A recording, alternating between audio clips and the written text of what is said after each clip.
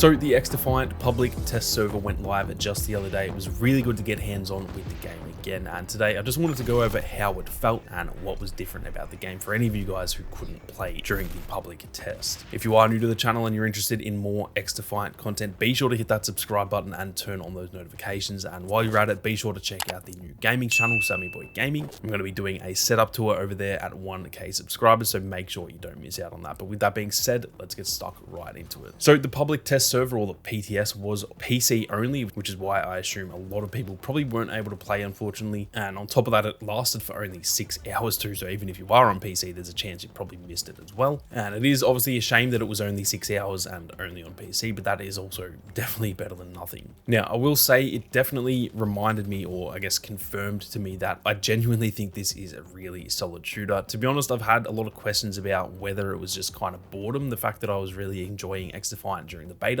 It did feel good at the time, but obviously with Battlefield not doing all that well right now, at least obviously the last few months, because we are, season 6 is upon us soon, and then Modern Warfare 3 is on its way out soon as well. So the shooter genre might pick up a little bit here towards the end of the year, but honestly the last like 3 to 4 months for me have been so dead when it comes to shooters, and I genuinely was starting to question, did I actually like XDefiant, or was I just playing it and quote unquote enjoying it because I was bored? Well, this playtest kind of reminded me that no, I do think the game is genuinely good. The game felt very, very addicting once again. I had so much to do the morning that it was actually out. I did a live podcast with Sage over on the Battlefield show, and that was starting about 4 hours after the playtest started. I had to eat breakfast and everything before that happened. Keep in mind, this started at like 5 a.m. for me, and I had other stuff to do before I started the podcast as well. And all I kept doing was I'd finish a little bit of work and then I'd jump back on and play one more game, because I was just thinking I have to squeeze in a little bit of extra playtime. And if the game wasn't fun, I would have just played for a few hours and then, gotten on with my work. So it definitely felt very fun to play, and that is a very good sign for me, because I really did start to question over the last maybe month or so whether the game was good, or like I said, whether I was simply enjoying it, because there is nothing else to play right now in terms of shooters. Now, something I saw a lot of people talking about on Twitter was the movement, and they were sort of saying the movement felt different. I personally did not notice that whatsoever. Everyone was kind of saying that the sliding felt different. It felt maybe slower, a little bit more clunky, but for me, it felt exactly the same. It actually felt better, weirdly, for me. It felt like I was sliding for, I guess, a further distance, and especially when you're going downhill, it was almost like Apex, where you can slide a really, really long way. And so I have seen a lot of people talking about that. For me personally, it did not feel worse. If anything, it felt better, but from what Mark Rubin has said, they have not made any changes to the movement whatsoever. Now, they talked about that a little bit further as well, explaining that there was an actual issue with the frame rate on certain people's PCs. It must have been something to do with the graphics cards, or I guess each person's different specs, because for me it was personally fine, but apparently the actual frame rate issues and stuff were causing the game to feel a bit slower for some people. I did also notice that initially, because obviously we had our own settings during the beta, when I loaded up the game I forgot to change the field of view, because for some reason my dumbass just thought like, oh, all my settings were already set up because I played the game before. Obviously, it's a different build. I was playing on Xbox previously, and now it's on PC. So my dumbass thought the game was set up how I had it. I forgot to turn my field of view up, and therefore the game obviously feels a bit slower as well when your field of view is more zoomed in. So I think there are some explanations there as to why it felt a little bit different for certain people. But for me, it honestly felt fine. It actually felt better than it felt in the beta, which is obviously to be expected. We are a few months on from that now. Now, in terms of changes, they only had 2 playable characters from each faction in the beta from memory. I could be wrong on that, but I'm pretty sure there was only 2 for each faction, whereas this PTS had all 3 that they said they would have at launch. That's something people are being confused about, because they did talk about that initially, saying each faction would have 3 playable characters, or they're almost like skins in a way. However, in that beta, there was only 2. People were speculating, oh, have they cut them? Have they reduced the content to try and get the game out or something like that? But no, we did have all 3 in there in the PTS, and that was very good to see as well. From what I can tell, it was the same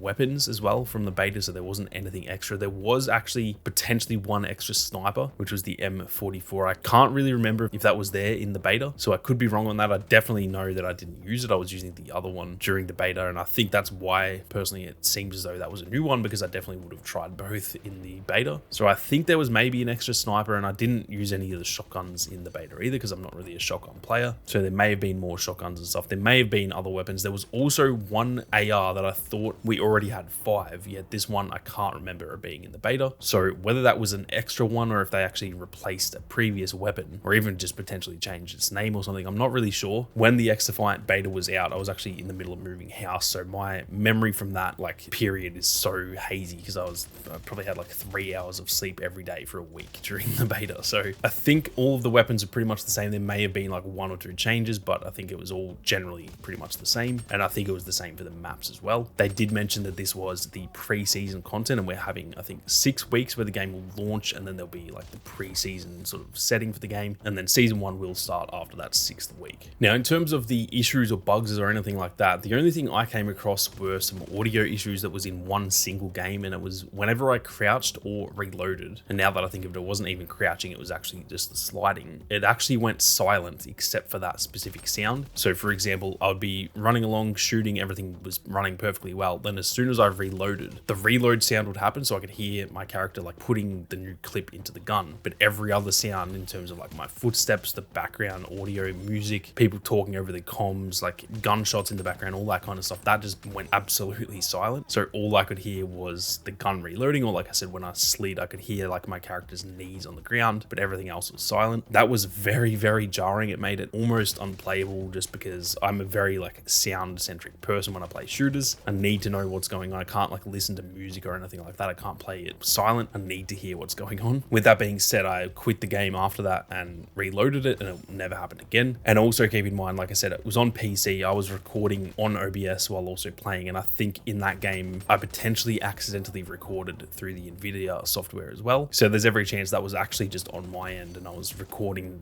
the gameplay twice, which is obviously a lot of processing power while also playing the game on the PC. So I don't know if that was on my end or if that was actually a bug within the game. Like I said though, I fixed it straight away, just quit and got back into it, and it never happened again. Outside of that though, it did play really well. I didn't have any single issues. There was no other like bugs or anything like that. There was one visual bug where I couldn't like see the actual magazine that I was loading into the gun, and then again that only happened once. It didn't affect the gameplay either, so it didn't really matter. And outside of that, everything felt really, really perfect. It did also seem to matchmake really well. There was one game that had 8 ping, which for me is mad. I know to most people that probably isn't that good, but my ping is usually around 25 to 35. That's probably the normal range that it sits in. And so having 8 ping shows that they really are prioritizing the ping when they're matchmaking instead of having SBMM or anything like that. I will say it definitely felt like there was SBMM simply because of the time of day and the lack of players. Like I said, it was 5 AM in Australia, and so the only lunatics who are up at 5 AM playing XDefiant on a Friday are people like myself who make content, and we're obviously sweaty as well. Or they may not be content creators, but they are just sweaty players who are trying to jump on and,